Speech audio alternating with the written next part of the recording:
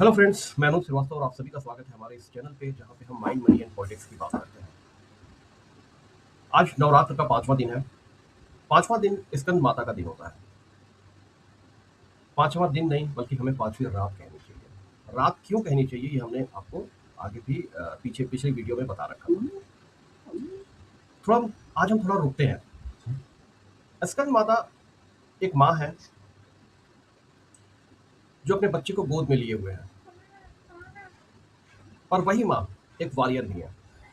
आज का विषय है करुणा, और करुणा जितनी सिंपल दिखती है उतनी ही मिसअंडरस्टूड है। दुर्गा सप्तशती के 5वें और 6ठे अध्याय में कुछ इंटरेस्टिंग होता है। पहले आता है ध्रुम लोचन। ध्रुम यानी धुआं, लोचन यानी आंख, यानी वो दृष्टि जो साफ नहीं देख पाती। जब हमें हमारे अंदर क्लियरिटी नहीं होती है तो हम साफ नहीं देख पाते हैं चीजों को, उसे ही ध्रुम लोचन बोलते हैं। और फिर आते हैं चंड और मुंड। चंड होता है क्रोध और मुंड होता है अहंकार।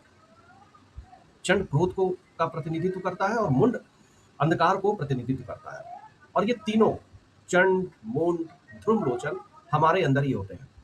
जब हमारी दृष्टि साफ नहीं होती है, जब किसी सब्जेक्ट पे किसी किसी भी चीज पे हमारे अंदर की क्लियरिटी नहीं होती है, तो ध्रुव लोचन हमसे क्रोध और अहंकार नहीं होती, तो हम रिएक्ट करते हैं क्रोध में और अहंकार में, क्योंकि हमारे हमारी हमारे हमारे किसी चीज को लेकर क्लियरिटी ही नहीं है। इसलिए हम चंड और मुंड बन जाते हैं, क्रोध और अहंकार में डिसीजन लेते हैं। स्कंद माता हमें क्या सिखाती है? स्कंद माता हमें करुणा सिखाती है। करुणा वीकनेस नहीं है। ओशो कहते थे करुणा स्ट्रेंथ का हाईएस्ट फॉर्म है। क्यों?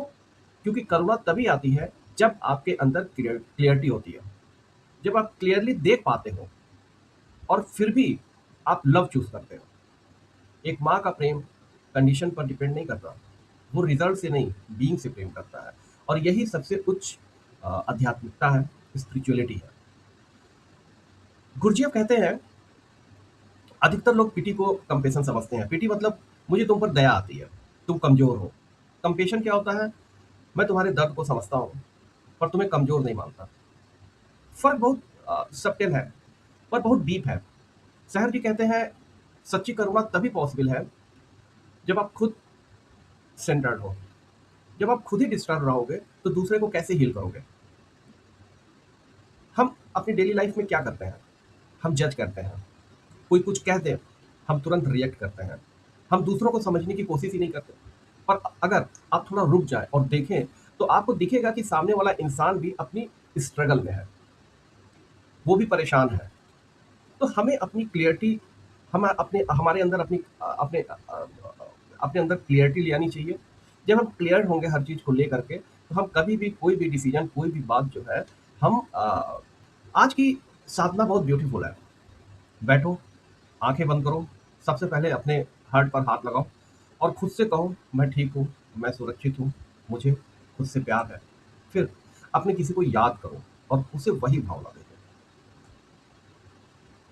फिर किसी नेचुरल इंसान को भेजो वही भावना, और अंत में किसी ऐसे को जिसने आपको तकलीफ दी है या फिर जिससे आपको तकलीफ है, उसे भी वही लव भेजो। यही स्कंद माता की साधना है।